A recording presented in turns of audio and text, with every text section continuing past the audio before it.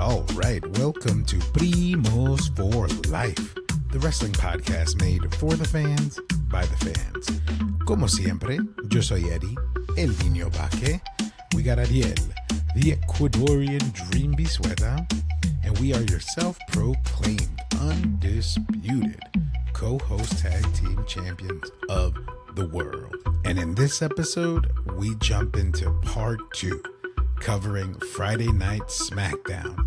So, como siempre, sit back, grab a snack, and let's get it on. And if you ran out of your snack, go back to the kitchen and grab another one. All right. And now jumping into Smackdown out of Seattle, right? This past Friday. Right. We opened up the show. Obviously, everybody walks in, but we really open up with replay of Kevin Owens' announcement, which leads into the first segment, which is Nick Aldis calling out Randy to come out to the ring. Obviously, Nick is pissed because he got RKO'd that episode. Yeah. And what I liked about it was Randy comes out, you know, he's like desperate for a match, which, by the way, he comes out and does this whole segment about getting a match and doesn't end up getting a match for WrestleMania. So I was like, okay, well, yeah. Weird. So all that for not to happen? A main event on SmackDown, right? Exactly. The same episode, right? Exactly. Because I'm thinking now, so Solo is going to come out, get that match, you know, and then make, you know, Randy have his WrestleMania match happen. Or I even like the fact that because, and this is how you know Randy pays attention to the internet, everybody started putting up fake posters of Nick Aldis versus Randy Orton. I saw that. And I was like, no, we should have made that happen. No, Nick Aldis. The whole reason he's one of the GMs is because he couldn't cut it. Yeah. Him, Pierce, Byron Saxton, Corey Graves. You know, these you know, Nick. I saw that and I was like, if this is official and this is on Mania, like this is a pre-show. This is if Mania starts at 7 Eastern, let's say, this is a 5:30 match. Yeah. Well, I was hoping for it. I was, you know, I wanted it to happen. But Solo comes out, makes a big thing about it, and then LA Knight comes out to help Randy, setting up their tag match at the end of the evening.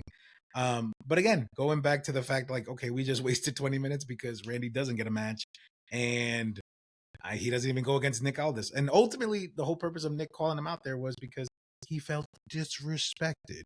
You know what I mean? So like, oh no, sorry, Nick. Come on, that Randy hurt your feelings. So much stuff happening. You this is how you want to go. Like, you hurt my feelings. So, well, I mean, in all fairness, SmackDown is 3 hours. You got to find a way to kill. You know, I don't want to say a quick 20 minutes because it definitely wasn't quick. Yeah. But no. Yeah. No. It was fine, but I agree with you. I thought it was kind of annoying because Randy doesn't get a match. Unless you can find a way to work something in somewhere. I don't know. Like, and I'm trying to figure out what match they put in its place because obviously they had to pull Orton Owens. So maybe that's where El Grande Americano came in. Yeah, I know, right? Maybe it was supposed to be a pre-show match. Maybe you were right the whole time. It was supposed to be a pre-show match, and because Orton and Owens can't go, you know, it was the one that was chosen to move on. There you go. That's a good way of looking at that. You're right. Because at this point, I don't even know if we have pre-shows like listed, right? Not even. I mean, there's always a pre-show, but I don't know if there's any matches. Like, cause usually they will, but on Mania, I don't know if they're gonna do that because they'll always have like a match or two beforehand and whatever. But I don't know, but what time they would start it. It's gonna start 2-3 hours beforehand, you know, because they do it all the time. Like, so they're gonna talk to Big E and Booker T and the. Rosenberg, Peter Rosenberg. It's funny because I listen to, you know, living up here in New York, I listen to ESPN radio and he does like the afternoon show and I listen to him talk about baseball and shit. And I'm like, and then he'll be like, well, the Yankees right now are reminding me kind of Seth Rollins. And I'm like, oh God, it's the only way I'm going to listen to this idiot. So let's go. Like, no, but I look because Rosenberg was a Hot 97 up here, hip hop station. Like, so I got respect for Rosenberg. I'm joking around. It's funny, but it's funny to see him kind of doing that. And then, you know, of course, Sam Roberts, stuff like that. But I'm sure we'll get an hour and a half of pre-show. Yeah, Yeah, for sure. And then we that leads into Liv Morgan and Raquel coming out to watch the gauntlet match for their number one contendership that I accidentally confused for Raw. My apologies, listeners. My bad. Got my notes mixed up. It happens. Come on, guy. My Come on. guy. Come on. And now is where we get Bayley and Lyra coming out to start off the match with the Pure Fusion Collective, which is Zoe and Shayna. Obviously, they start off the match. PFC gets eliminated. Then we get Natalya and Maxine Dupree come out next, which was set up on Monday Night Raw. Right. That happens. Maxine gets pinned. We move. Shocker. Yeah, right. We do get into the next tag team, which is Kaden and Katana. They come out. One call out about their quick match was, did you see that keg stand move? Wild. Yeah, it was where they've been doing the kickstand move for a minute, dude. I know, but I guess it just seemed more impactfve in the gauntlet. It just seemed more important. You know what I mean? So no, I got. I know we've seen it. I'm saying it looked. The best now. They've won a championship with it, so I'm the reason I'm just like. Yeah, but no. I get. Sometimes it's just a great spot. Sometimes it's just a great spot that you're just like dope, like really like good looking. I got you. And then, Katana ends up getting pinned. And then next is Mishin and B-Fab, your favorite tag team, right? Because that's been happening the last couple of months. Jesus Lord, I'm just trying to figure out how of the entire was it Hit Row, whatever it was, that B-Fab is the one that's still around, and I'm like, and I like Mishin. I like Mishin a lot. I do. I wish, hopefully they're using her to teach B-Fab some stuff, but I don't know. But hey, they're getting screen time. They were in the gauntlet. Right. They didn't look half bad as a tag team. Maybe this could be a thing, you know? Well, as I'm saying, hopefully B-Fab will pick up some stuff from Michin and they'll start to use Michin a little more. I would have liked to have seen Michin, beat Chelsea Green for the United States Championship. But I mean, it made sense. Chelsea Green paid her dues, and just being Chelsea Green, you're going to get a better run and more followers and stuff. So, but yeah. Good for them for getting into the gauntlet match. Wish they would have. Well, no, I don't wish it was doing better. It happened the way it should have. Yeah. And then once they get into the match and they start fighting Bayley and Lyra, Lyra tries to go for the tag rather to Bayley. Bayley missed on purpose. I wanted to throw that in there because I like that they're doing even more storytelling within the match now, because obviously with what transpired on Monday, Bayley losing to her, even though they're tagging together and ultimately, spoiler alert, end up winning the whole thing. Right. There is like that little That's that hint of jealousy still. I'm still mad that you're the champion. I didn't beat you and I couldn't beat you. So at this point, I'm not going to, even though she's shooting herself in the foot, that could have cost her a chance at a tag team championship. So yeah, no, you're right. But good storytelling and good way of making her human. Yeah. Of being like, yeah, you know what? My heart is going to overtake me for this 1 second, and no, I'm not taking the tag. Yeah, agreed. I love that. But then ultimately, B-Fab gets pinned. No! Okay, sorry. All right, listen. B-Fab, if you ever hear any of this, I am totally just joking around. I'm literally B-Fab. I'm the color guy. I'm the color guy. I'm the funny guy. It's me.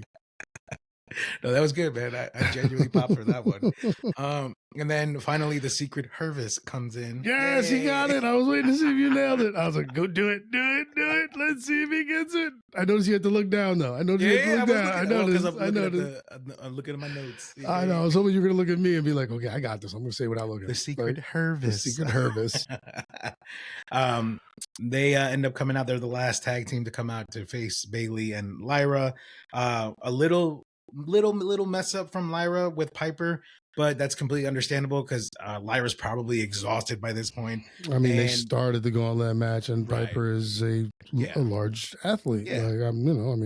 Totally understandable and forgivable. Yeah, absolutely. But definitely ended the match strong with that leg drop to win the match. Off the top rope. That was dope. That was solid. That was dope. Yeah, I was glad that they won because it creates more of a story for when they do go again for the IC belt and Bayley takes it or whatever they're going to do with it, but we'll see if they beat Raquel and Liv. I was the one thing that got me about the secret Hervis See, that's how you do. You look and you say it because you just know it. No, I'm just kidding. The new ensembles of now, this is their wrestling outfits. Is these shirt and tie. I'm like, this isn't gonna last very long. And then sure enough, like Piper lost it. Like her tie's gone like 2 seconds in, and I'm like, well, look at all the stuff on her, like on her jacket and sweat and all this stuff. I'm like, yeah, no, let's just keep them in their regular outfits and still just refer to her as secret.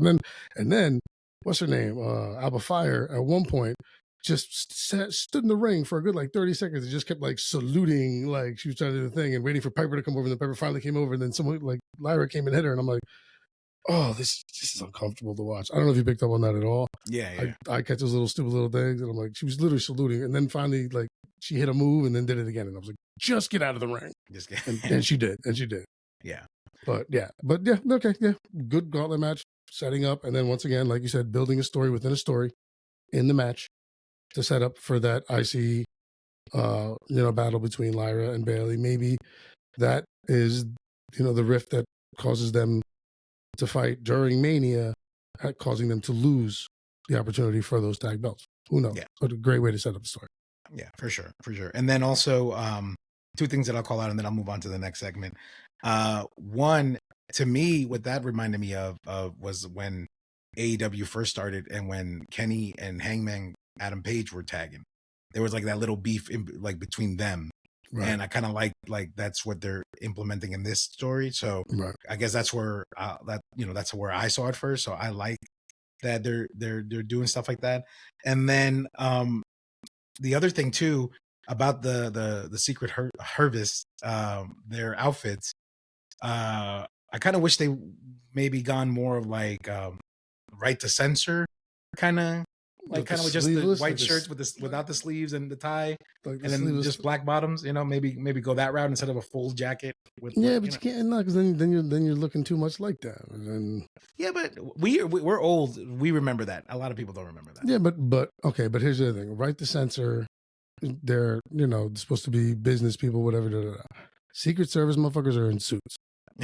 Like, okay, these motherfuckers. So these they motherfuckers could come out in suits, but then take off the jacket in ring. You get what I'm saying? Great and fine, but then if you're going to take all that off, then just take it off into your wrestling gear. You know what? Whatever, man. Moving on. No! Don't you dare bring logic here. Why, Ariel? You dumbass. Moving on. The next segment is Damian coming out to address Drew. Drew jumps him from behind. Then beating Damian up, he gets taken away. Then Drew cuts a quick promo, takes his eye patch off, and then Damian comes back out, and it's a giant fight. And people are taking, splitting them apart. Jason Jordan, Jamie Noble, the favorites, right? These guys are getting so much screen time, and every week it's fantastic. If I were Jamie Noble, I would put in my contract, I want to get paid for every second that I'm on TV, because that's the best way he can make money. For real. That's the best way he can make money. Yeah, or that's the best way they stop them from coming out every 5 seconds. Well, that's a good point. But no, you know what? Because if I was that motherfucker, then I would just be running around the screenshots. Just when they're panning and getting the audience. Like, where's the drone? 325? Boom. And I'm running. It's just Jamie Noble eating a hot dog. Every time you look, his face is like, okay, sorry, off topic. Sorry, I'm sorry. No, I'm sorry. I'm in a giddy mood tonight. I'm in a good mood. All good. I like that one. And then ultimately leading to Drew getting, the victory, so to speak, by stealing Damian's chain. Now it's even more personal. So here we go. With it's like the Punk thing. He took his bracelet, because the minute he did it, I'm like, yeah. But the other thing is also, we don't know if that chain really means anything. He's got 3 chains on. 3 chains on. Like, I mean, this one means the most, Apparently, you lucky grab. Like, no, but I saw it, and it was like, it was good. Like, I saw it, I was like, great. No, but what I liked is the one I really like first, because I saw it. Because if you really look, his eye patch was riding just a little too high for you to have an actual eye problem. Like, it was dancing. Like, if for the viewers who are here, if you look at my glasses, the corner was dancing like there. Like there. Like, if I have an eye problem, that's going to be covered. Yeah. This is where it's going to be. Not there, here. So I'm sitting there, so I'm like, all right, when I willied this, great. But the sell for me was Priest's eyes. at the end when he's just looking up and he just looked like someone like I forget who it is in Mike Tyson when you punch him and his eyes just pop out like Bald Bull or King Hippo or somebody just go like one of those. Like that was that was entertaining, but a good segment. I thought great because it was, they both got the upper hand of each other for a moment in time, with Drew obviously winning out in the end. But well done. Drew didn't care for Drew. Technically, I do now, but I don't. I like to hate him. I like to not like this guy. Yeah. But I respect him. Because I'm like, yeah, man, you do the work. Like, I get it. Like, I get why Hunter. Because back in the day, before he left, when he was like 3MB and before even all that, like Hunter was on him. Like, this was like the dude that Hunter wanted to push. And then Vince was like, sure. And he gave him a little bit of a shot. Didn't really work. Too young. The 3MB had to leave. And then when he came back, this is why Hunter was like, oh, this is why I had my eye on you.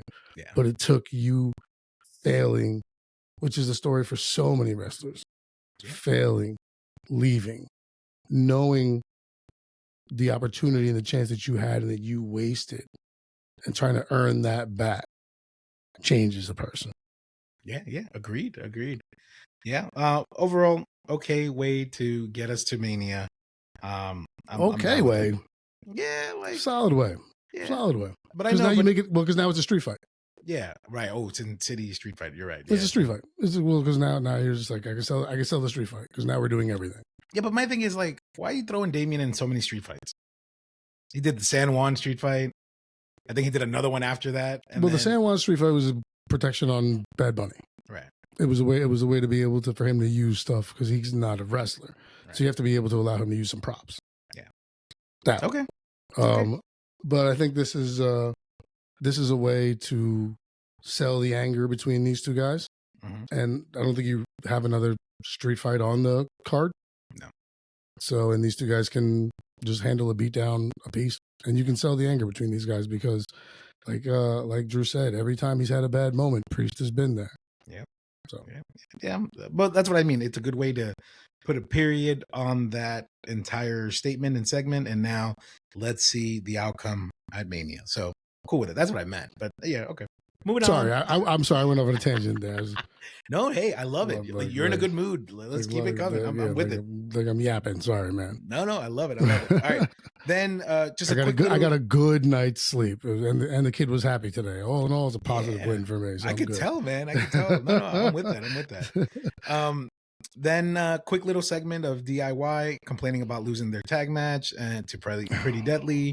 Motor City Machine Guns comes out and saying, hey, whatever, stop complaining. They both blew him off. The past. They both just blew him off. Like, yeah, you guys just stop complaining, stop whatever. Like, whatever. Yeah. But then we jump into Berto versus Rey Fenix, which really quick, when did he lose the right? Because he was Humberto. It was Garza. It was well. I read something, and this was probably 6 months ago. What WWE likes to do is they like to start cutting names because you notice it's not Angel Garza and Humberto Carrillo anymore. Yeah. It's just Berto and Angel. So first it was just Berto and Angel, and then or Humberto and Angel. Yeah. But I saw it like 4 months ago. It was like WWE Superstar name change. And I was like, oh. And I clicked on it. And it was like, Humberto's going to Berto. And I was like, nice. Okay. That's like Tommy going to Tom.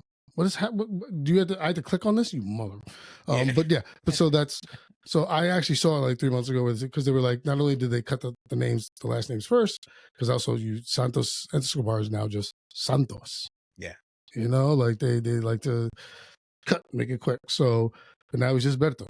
But I saw that like 3 months ago. I'm glad you brought that up because I was like, no one else really pays attention to subtle things, or not a lot of people do, I think. I do. So I'm glad you do. I'm glad you do, which is why we have this podcast where we just yap and you give me a forum for 40 minutes. No, I love it. But it's Berto versus Rey Fenix.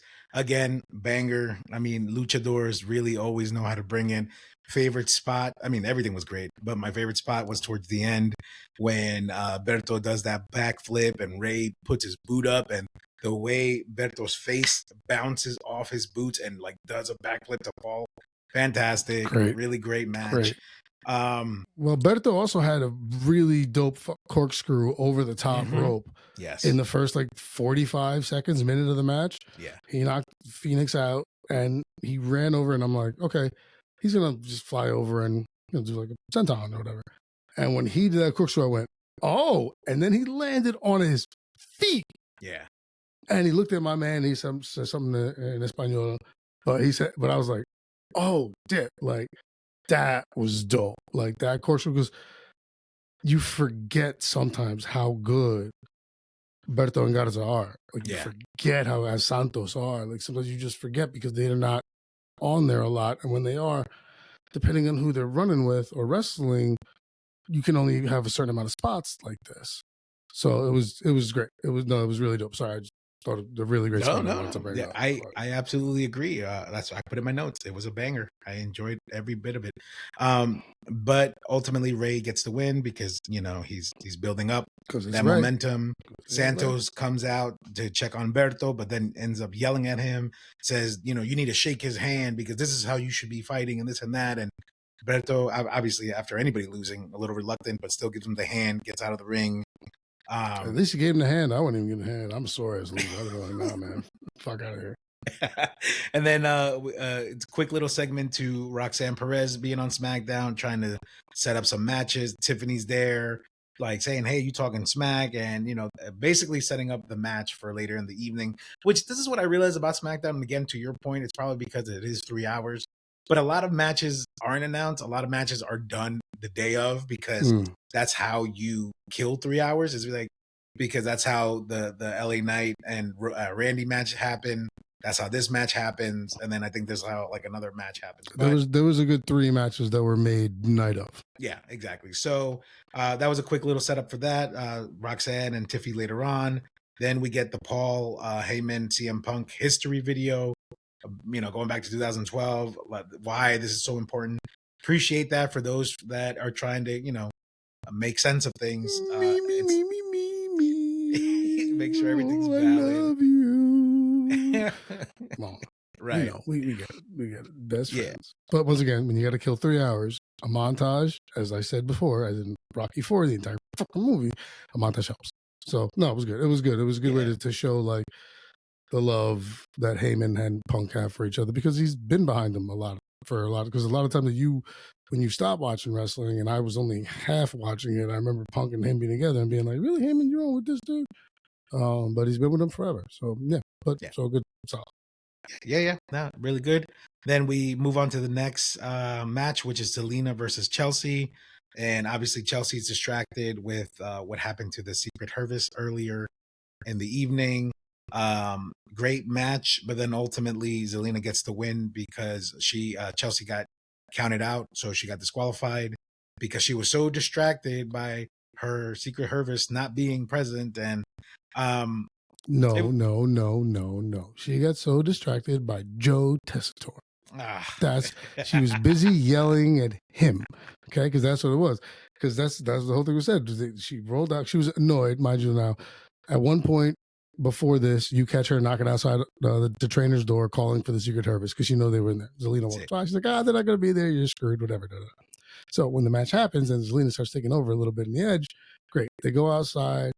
Chelsea hits her, like flips her onto the table, and you look, and Zelina looks like she hit her head. She was holding it. I was looking for blood. I didn't see any, but she was holding one point of her head like the entire time. Mm-hmm. But then when she throws Zelina, or does a move that's supposed to throw Zelina back in, and it doesn't, and you watch Zelina literally climb the rope and roll under, and then they move the camera really quick, Chelsea Green, and then she's arguing with Joe Tessitore, which is why she gets counted out, because she goes in, and as she goes in, the bell rings, and she's looking at Zelina like, why? Count out. So I actually read an article today in WWE storytelling lore. She has hired a attorney to fight the decision of the match, and she shouldn't take the L. Anyways, that was the story that I read. It was like, and WWE ran with it. They were like, she's putting in an argument, and I'm like, okay. Moving on to the next segment of the evening. Pardon me for paying attention. Sorry, I'm the guy that pays attention. Moving on to the next segment, Santos is yelling at Berto again. Berto. Okay. And I don't like it because my man is down. He's just like, bro, like I lost. You know, I got this cool tattoo on my back. And then Andrade comes out to console Berto, and he's like, hey, you know, you don't gotta take this and all that stuff, all in Spanish, you know, and like, man, you're adding moments and stuff, man. That's the way I remember it. Well, let me tell you what actually happened. It's like Clue. Do you remember the movie Clue where Tim Curry has to do the whole last scene by himself and play all the 7 actors? Here's what it was. They're arguing about it. Berto is sitting back there. He's taking it. Santos and Garza are back there, and he's like, oh, what did you say about him? He's a flash in the pan. He's this, he's that, da-da-da-da-da. You know what? We're going to go thank him or say congratulations. Angel, let's go. Angel walks over, slaps him. They cut to commercial. When they come back, Garza's sitting there, and here comes Andrade. And Andrade comes over, and he's like, hey, what's up? You don't need to take this. And Berto's like, mind your business. No. He said it like this. Mind your business. And then walks away. The one thing you get right. I wrote it down. It was good. The one thing you get right in that entire story. No, I can't even do it. Okay. Mind your business. But that's thank you. But that's what it was. Okay, so that's where that entire story went. So, great. But great because I just like that Andrade's still involved because I don't like not seeing him have something to do. So I'm glad that he's involved. Yeah, more Latino on Latino segments. I like it. I'm being extremely racist. I like all the Latinos. Wow. And then we move on to the Jade versus Naomi video package. Pretty solid, really good. These ladies are doing fantastic work. Great work. To your point, Naomi's doing really good heel work. Rocking it. That promo package was very well done, and she was extremely believable. Yes. To have that pent-up emotion and anger and stuff in her. To your point, you said, I thought she was doing a great job. You're 150% correct, man. That shit was well done. She did a great job on that promo. Yeah, absolutely. Like most of the matches on the card for WrestleMania, this is one that I can't wait to see the payoff. I want to see what happens. You know what I mean? Well, unfortunately, we'll talk about it when we do the episodes. Sorry? Yeah. Sorry. But overall, great video package. Was a huge fan of that. Then we move on to the Cody title segment where we see the history of titles in the ring. And basically, the way I remember it, Cody's talking about how, you know, it's not about the titles. It's not about this or that. It's about the people choosing who they want as their champion. And it's not about him or the past champions. It's about the next 20 generations of champion because, you know, ultimately it's about the legacy of the sport. Yeah, it's about the legacy of the sport. And ultimately, you know, if John wins, he's going to destroy that legacy by taking the title with him and running off. When Cody's the one that's going to be the fighting champion and keep it alive and yada, yada, yada. I thought it was a waste of time. Your disdain bothers me. Your disdain in talking about this is blah. It's just like, take 5 seconds. No, you can't. But how can you? You can't. This is the biggest thing there is. You can't leave it alone. You have to approach it in some way, shape, or form. You can't leave it alone. Now, how it was handled, because Cena wasn't there, you had to do something else. So that's why they put all the belts in the ring, I think, to give you that thing, and they were able to give you the rundown there. But you like, and I get it. I hate who I hate, so I get it. So, but your disdain is just like, it's like, no, it was what it was supposed to be. It was Cody showing he is the company man. This is the whole point of this. The whole point was last week when he said, or 2 weeks ago when he said, they chose me. I'm out here doing it. And to your point, he's the new Cena. He's staying 2 hours late. He's doing this and that. He's doing everything he needs to do to be that person. And so I thought it was very good. I thought it was great. I thought it was intelligently done, because what you're saying is, I'm fighting, and I said it to you because you didn't know what to say, for the legacy here, for the soul of the industry. Like, Seth Rollins was like, "I was fighting for the soul." I'm like, no, you're not. No, you're not. Cena and Cody Rhodes are fighting because Cena wants to take his ball and go home. Yeah. Cena wants to take his ball and go home. I understand that. Does he deserve that? Yeah, he probably does. But can you sell that to everybody? Dicey shot. So, like I said, it's tough, but they did what they were supposed to do, because history of the belt, Cody is the people. Cody is now the Cena. This is what Cena would have done. This is everything Cena's raging against now. Everything that this putz did, this guy who was a sucker for so long, and somebody's now all of a sudden you gonna get on somebody else for them being a Okay. Let me just wrap up my final thought on this segment, and then we can move on. And you could, I mean, obviously counter. No, I'm good. I said what I need to say. I'm good. The reason why I didn't like this segment is because, to me, you just told me the ending. To me, now you told me that John's gonna win. That's what you told me with this segment. Because why are you trying so hard to protect what you're pretty much gonna walk away with, right? Like, you wouldn't have to try so hard to sell me on that, right? There's still another episode before the show. I don't know. All I'm saying is, you kind of gave the finish away to me. Like, I think now John absolutely wins. So, I mean, these sounds aren't helping. Like, I agree. I think I listen. Well, because I'm trying to figure the words to say, because I agree. Because honestly, company wise, the move is to put the belt on Cena. Company wise, give him reign, give him control, give him the shot. Cody's had it 2 years now. Solid run. I get it. And now you can build to Cody trying to get it back. And then Cena goes 2 or 3 months on his retirement tour, and then it's gone.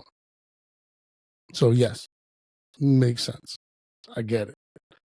Like I said, there's one more Raw. There's 2 more shows. So you have a chance to put them on both, because you will. I don't think it's a dead giveaway. I don't think it's as black as white as you see it. I don't. It just felt like that. because the other thing is great. You give Cena the belt. There's his championship. Now you've forgotten the name Ric Flair. Now you have to say the name John Cena. Great. Figure your stories out from that. He loses, or The Rock comes out to help and he goes against it. Now you're building a different story arc. And now you have 3-4 different ways out of this, which is what I think Hunter would like to do. Because if I'm somebody who's writing something, I would like to leave as many options open as I can to go in different directions. Because you never want to pigeonhole yourself into one area.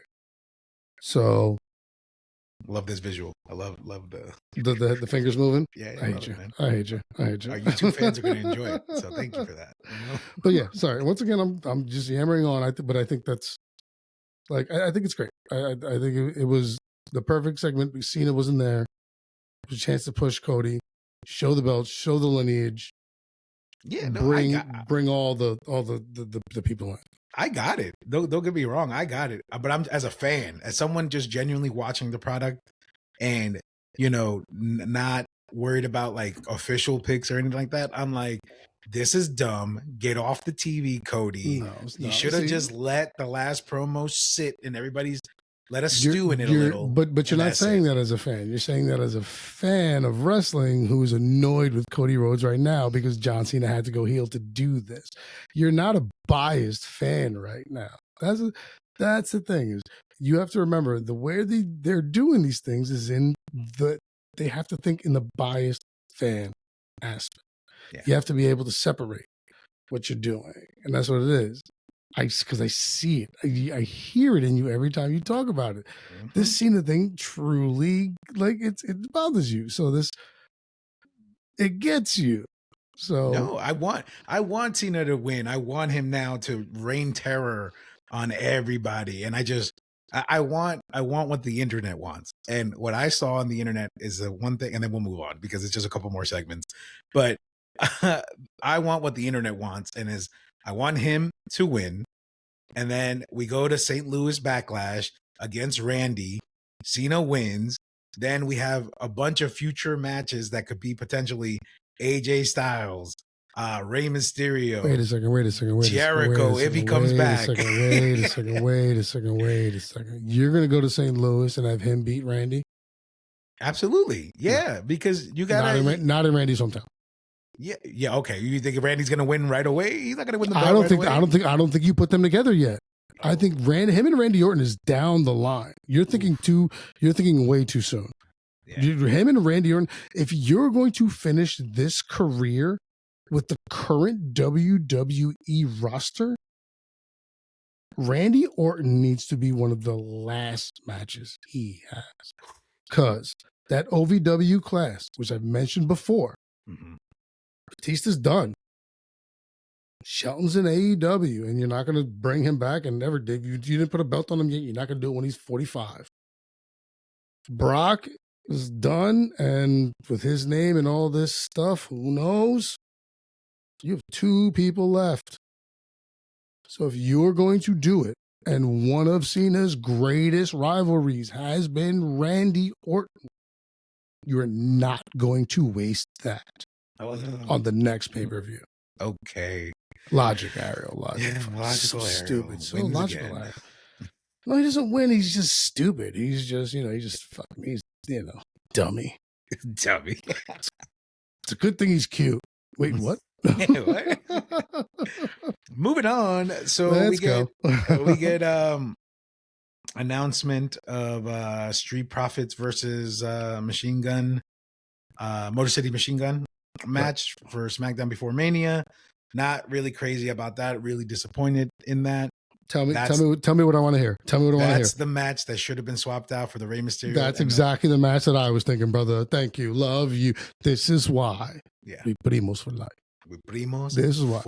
Because the minute you said it, I went, it's the match I know he's going to tell me when I say it. Yeah, absolutely. Which is why I said it to you, and I said SmackDown, and the minute I said it, I saw your eye move, and I'm like, it's the one. It's the one. And let me tell you, right? Because this segment leads into Miz and Mello getting into their face, and Mello don't Miz. I like how they're. And what's the other one? What's the other one? Is Mello don't Miz, and then we are him instead of awesome. Awesome. Yeah. Awesome. Because he is him or whatever. Yeah. So what I know it's good. But what I like in that segment, I don't know if you picked this up. You saw how Dawkins got so mad, and Montez had to put his arm on him. Montez is no, settle down, big man. No, he was let him breathe. Let them breathe. But he was calm. He was calm. He was calm. Now is not the time. We have a match that we have to worry about next week. Now is not the time. Don't let these 2 get in your head, because then you're looking ahead.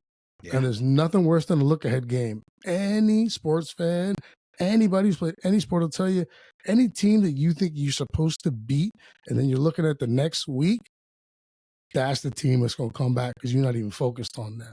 Right. So he did the right thing. Stop the look ahead. Let him. Yeah. We have to beat Motor City Machine Guns next week. Mm-hmm. So, but I agree with you. That should have been the Mania match instead of them Americano. Just to take it further, and you're not going to like this part, this should be the tag match, not the New Day and War Raiders. No, now you're just talking shit. You're talking shit. You're out of your mind. You're talking shit. You're telling me that a tag team who has been the power of positivity for 12 years going heel is not supposed to sell you against, and I love the Profits, and I like the Motor City Machine Guns. But no. There's much more value in the New Day story than there is Tez, the Street Profits, who won last month. You're talking about one of the greatest tag teams ever, doing it one more time in a place they've never done it before. When they came out, they were supposed to be heels. It didn't work. They flipped them real quick because they saw they were baby faces and moved them. This is where they're supposed to be. So I agree with you. Yes, I'm mad at you for this because what you're saying truly makes no sense. Because once again, I'd cut a Grande Americano. I would cut Chelsea Green, Zelina Vega, maybe? Is that a match? I don't even know. There's like 2 other matches I would cut. When we go through the card, I would probably count 2 or 3 that I would cut before I would cut New Day for this tag match. No, I'm not saying that they don't belong on the card. I'm saying it would have been nice to have one tag match one night and one tag match the other night. Oh, I thought you said it. Well, okay, but what you're saying is if you had to pick one of the 2, you're saying yes. They both deserve to be on the card. What I'm saying is if I had to choose, I would flip it. But I get it. You made a valid point. Let's run it back. Everybody deserves to be on the card. You and I think everybody deserves to be on the card. But you only have so much time. Can I be diplomatic from it? Bro, man. Like, yeah, everybody deserves a chance. Yeah, damn, bro, damn. Trying to not get us beat up by wrestlers if we ever get any kind of popularity. Oh, man, sorry, y'all. But I mean, I'm trying not to get up. But we're being authentic, all right? Yeah. Ay, Dios mío. Great. You get authentically put into a small package, and I will authentically be sitting next to you going, he deserved it. You deserved it. Thanks, wow. Okay. And Primos for life. Primos for life. Primos for life. Then we get Roxanne and versus Tiffy. Tiffy gets the win, gets jumped solid by match. Charlotte. Yeah, solid match. Yeah. I was more focused about the jumping and her getting in Bad News' face. Like, what was that all about? Bad News Barrett. I'm surprised he stopped it. I was like, because all the time stuff happens to people. They just sit there. and then they sit there and they're like, oh my God, I can't believe this is happening. And now you're like, no, stop. It's like, we're a week away. Like, are we picking up poison? Why are we picking up poison here, Wade? What are we doing? Wade. Do we know? Yes. But yeah, no, good segment. Good. Because if listeners, no one saw, the moment was Charlotte was sent home and she was not to be there. So that was the whole thing. After what happened last week, because of the dirty laundry that was aired and Charlotte was sent to be home. And so when she interfered in the Tiffy Roxanne Perez, which I love Roxanne Perez, that cute little bottom, that was great. It was so when Charlotte came and interfered, it was, I'm not supposed to be here. I am here. So that added to it. But, okay, great. Done. Figured it out. Done. Right. Okay. And then the card is officially revealed, and we have all the matches for night 1 and night 2, which we will touch on the next episode. Next episode. Moving on to the final match of the night, which was the match that was set up in the first 20 minutes, was Randy and La Knight versus New Bloodline, which is really Jacob and Tamatanga. Yeah, right? They solid match, and then ultimately Jacob gets the final moment over LA because LA gets the pin. They win, but Jacob comes out and destroys them, giving him a preview of what he's going to walk into. Destroy La Noche, Jacob. Take La Noche down. All right, take him down. I want to see that. I want to see that belt around your chubby stomach. Yeah. Because you moonsaulted. You jump moonsaulted twice. Yeah. Because once wasn't enough. And I'm watching it and I'm going, is he going to be able to pull this off? And then I saw him the first time and I'm like, God, how nimble he is for a big man. Yep. And then he did it again. I'm like, oh, see. But this is why I think you and I love him so much. Because he's the total package. He's a Braun Breaker type. He's got all the strength, all this. He's agile. He can move. He can jump. He's quick. So I thought it was good. I thought it was well done. It was great. Yeah. I agree. And he's standing tall. End of the night. Executive producer Triple H, Paul Levesque, and Derek Lee. Maybe we'll see. We're shooting for it. I'm gonna just roll the dice. We definitely got to check that out and make sure we got it right for the next time. I'm sorry, Derek Lee, if that's your name. Dustin Lee. I mean, Craig. I mean, at this point, I'm just rolling in the dark.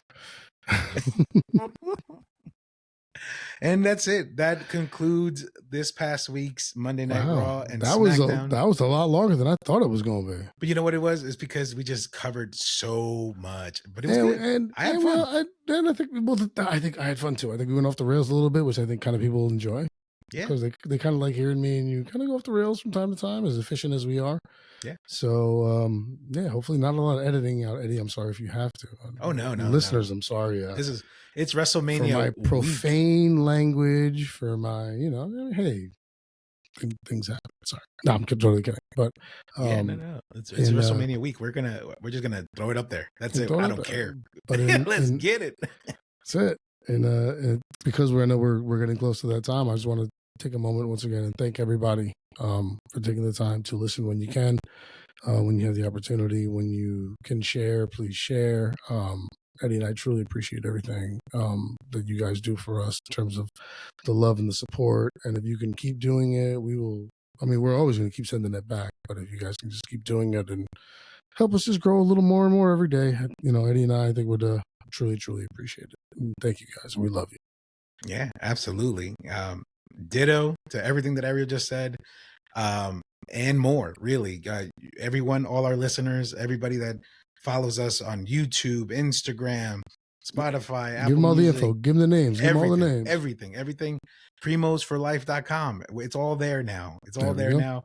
Primosforlife.com. It's all there. Thank you. It's all there. And truly, truly, truly, thank you, everyone, for really not only listening and actually sticking through with us, whether it's a short episode or a long episode or a 2-part episode, but also sharing it with other people. Like, I think that's the fun part. It's like, I hear so many people say, I just put my friend onto this. They say you're hysterical, you're this, you're that. So honestly, from the bottom of our hearts, thank you so much, everyone. Sincerely, wholeheartedly. Yes. Thank you kindly. Real. For life, For yeah, man. Hey, we Primos for life, but podcast listeners, we family for life. There you go. That's what I like to hear. If you checking us out and you're giving us that time of day, I mean, that's family. If you love us enough that you can give us 45 minutes of your day or your week or what have you, then we couldn't ask for anything more. Thank y'all. That's La Familia. It's none of your business. Oh my God. Well, on that note, Primo, you know what to do. Ladies and gentlemen, as always, we love y'all. Thank y'all for hanging out with us. Thank you for putting up with us. We will see you when we see you. We will see you when we see you. Ciao, everybody. Later.